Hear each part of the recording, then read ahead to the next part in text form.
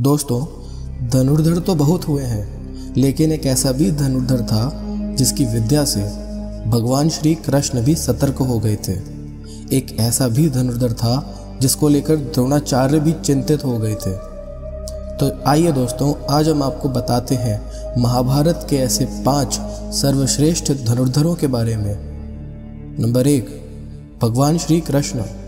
भगवान श्री कृष्ण सर्वश्रेष्ठ धनुर्धर भी थे।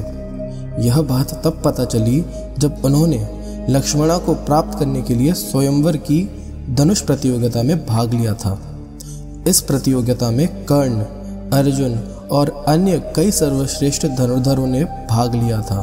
द्रौपदी स्वयंवर से कहीं अधिक कठिन थी लक्ष्मणा स्वयंवर की प्रतियोगिता। भगवान श्री कृष्ण ने सभी धनुर्धरों को पछाड़कर लक्ष्मणा से विवाह किया था। हालांकि लक्ष्मणा पहले से ही श्री कृष्ण के अपना पति मान चुकी थी, इसीलिए श्री कृष्ण को इस प्रतियोगिता में भाग लेना पड़ा। श्री कृष्ण के धनुष का नाम शारंग था। नंबर 2, अर्जुन।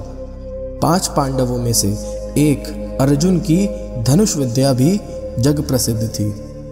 गुरु द्रोण के श्रेष्ठ शिष्यों में से एक थे अर्जुन। द्रोण ने अर्जुन को धनुष सिखाते वक्त वचन दिया था कि तुमसे श्रेष्ठ इस संसार में कोई धनुर्धर नहीं होगा।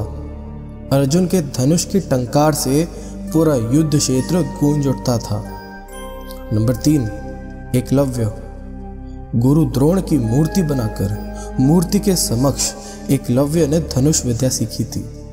गुरु द्रोण को जब इस बात का पता चला कि एकलव्य अर्जुन से भी श्रेष्ठ धनुष बाण चलाना सीख गया है, तो उन्होंने एकलव्य से पूछा कि तुमने यह विद्या कहाँ से सीखी।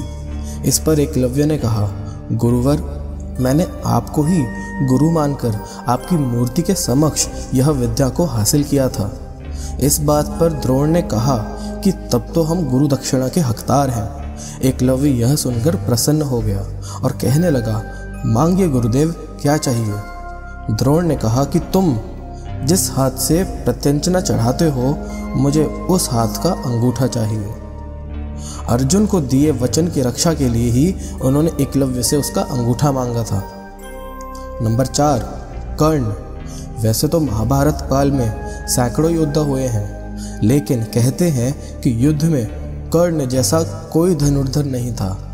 कवच और कुंडल नहीं उतरवाते तो कर्ण को मारना असंभव था। कर्ण के अर्जुन और एकलव्य से श्रेष्ठ धनुर्धर होने का प्रमाण यह है कि कर्ण के तीर इतनी ताकत थी, जब वे तीर चलाते थे और उनका तीर अर्जुन के रथ पर लग जाता था तो रथ पीछे कुछ दूरी तक खिसक जाता था। कृष्ण अर्जुन से कहते थे कि जिस रथ पर मैं और हनुमान विराजमान हैं, उससे इस तरह पीछे धकेले जाने से पता चलता है कि कर्ण की धनुर्विद्या में बहुत बल है। नंबर 5, बर्बरीक। बर्बरीक महाभारत काल का सर्वश्रेष्ठ धनुर्धर था। युद्ध के मैदान में भीमपौत्र बर्बरीक दोनों खेमों के मध्य बिंदु एक पीपल के वृक्ष के नीचे खड़े हो गए और यह घोषणा कर डाली कि मैं उस पक्ष की तरफ से लड़ूंगा जो हार रहा होगा। भीम के पौत्र बर्बरीक के समक्ष जब अर्जुन तथा भगवान श्री कृष्ण उसकी वीरता का चमत्कार देखने के लिए उपस्थित हुए, तब बर्बरीक ने अपनी वीरता का छोटा सा नमूना मात्र ही दिखाया। कृष्ण ने कहा कि यह जो वृक्ष है, इसके सारे पत्तों को एक ही तीर से छेद दो तो मैं मान जाऊंगा। बर्बरीक ने आज्ञा लेकर तीर को वृक्ष की ओर छोड़ दिया। जब तीर एक एक कर सारे पत्तों को छेड़ता जा रहा था, उसी दौरान एक पत्ता टूटकर नीचे गिर पड़ा। कृष्ण ने उस पत्ते पर यह सोचकर पैर रखकर उसे छुपा लिया कि यह छेद होने से बच जाएगा, लेकिन सभी पत्तों को छेदता हुआ वह तीर कृष्ण के पैरों के पास आकर रुक गया। तब बर्बरीक ने कहा, प्रभु, आपके पैर के नीचे एक पत्ता दबा है, कृपया पैर हटा लीजिए, क्योंकि मैंने तीर को सिर्फ पत्तों को छेदने की आज्ञा दे रखी है, आपके पैर को छेदने की नहीं।